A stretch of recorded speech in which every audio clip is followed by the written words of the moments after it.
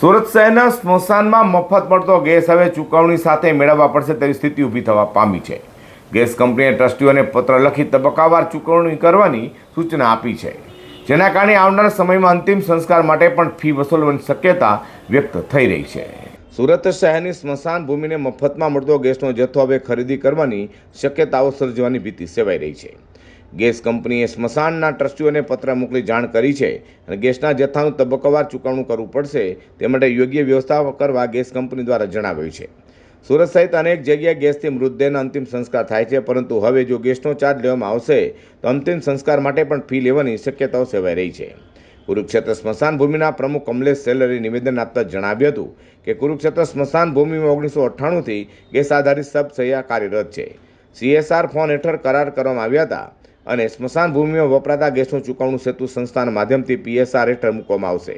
યુદ્ધની પરિસ્થિતિ પહેલા સેતુ સંસ્થા દ્વારા સ્મશાન ગૃહોને પત્ર પાઠવવામાં આવ્યા હતા અને આવનાર સમયમાં ગેસ પુરવઠાનું બિલ 75% CSR ફંડમાંથી ચૂકવાશે, તેમજ 25% સ્મશાન ભૂમિ ચૂકવશે તેમ કહ્યું છે, તથા બીજા વર્ષે 50% CSR ફંડમાંથી અને 50% સંસ્થા ચૂકવશે અને ત્રીજા વર્ષે 25% CSR ફંડમાંથી અને 75% સંસ્થા ચૂકવાશે।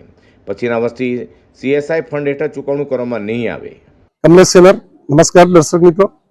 જે હાલમાં સ્મશાન ભૂમિના ગેસ આધારિત અગ્નિ સંસ્કાર બાબતની જે વાતો થઈ રહી છે એને એ સંબંધિત યુદ્ધને આ ગેસ પુરવઠા સાથે કંઈ લેવા દેવી નથી।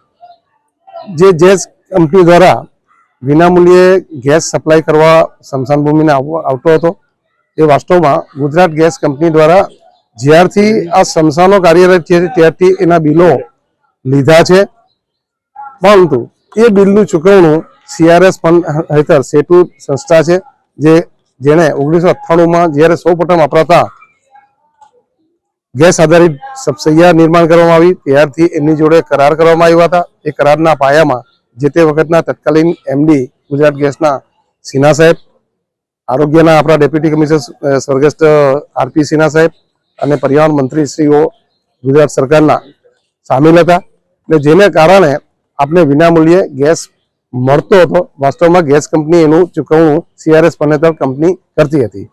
હાલમાં કંપની દ્વારા આ યુદ્ધની બહુ પહેલેથી સંસ્થાઓને, કેમ કે કદાચ CRS ફંડની એમને તકલીફ ઊભી થઈ હોય, ક્યાં કંઈ બીજા અન્ય વેપારી નુકસાનો થયા હશે, એના કારણે એ કંપનીએ એવી જાણ કરી છે કે હવે અમે 2026-27થી તબક્કાવાર તમને જે ગુજરાત ગેસ કંપનીને અમે જે ચૂકવણું કરીએ છીએ સ્મશાન ગૃહોના ગેસ બાબતે, તેમાં ક્રમશ પહેલા વર્ષે 25% તમારે કરવાના રહેશે, એટલે સ્મશાનોએ એ પૈસા ભોગવવાના રહેશે। એના નેક્સ્ટ યર 50% સ્મશાનોએ કરવાના રહેશે, એટલે 50% કંપની આપશે, 50% સ્મશાન ગૃહ આવશે અને ત્યાર પછીના વર્ષે એટલે 29-30ના વર્ષમાં એ પૈસા ક્રમશ 25% કંપની આપશે અને 75%નું ભારણ સ્મશાન ગૃહ પર આવવાનું એમણે જાણ કરી છે।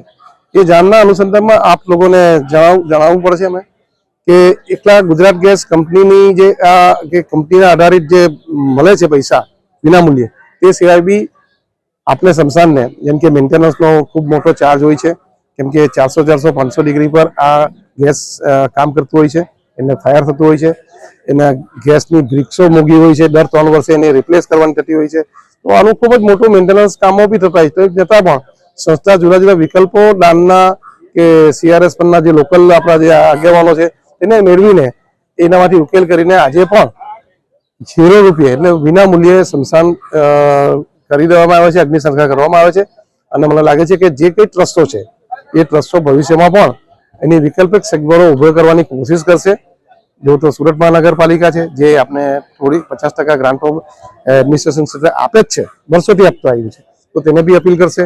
અહીંના આપણા ઉદ્યોગ ગૃહો છે તેને બી અપીલ કરશે, એટલે સ્થાનિક કક્ષાએથી એના વૈકલ્પિક સગવડ ઊભી કરવાની પ્રયત્ન કરશે ને એ હકારાત્મક રહેશે। આવનાર સમયમાં સ્મશાન ગૃહ દ્વારા અન્ય વિકલ્પો શોધવા પડશે, કારણ કે અંતિમ સંસ્કાર ખાલી ગેસ પુરવઠા નથી થતું, તેને નથી ચાલતું, તેના પાછળ સંસ્થાને પણ અનેક મેન્ટેનન્સ ખર્ચ આવે છે જે સંસ્થા ઉઠાવે છે। આવનાર સમયમાં અન્ય દાતાઓ કે સેવાકીય સંસ્થાઓનો સંપર્ક કરીને આ વિનામૂલ્ય સેવા ચાલુ રખાશે તેમ પણ જણાવ્યું હતું।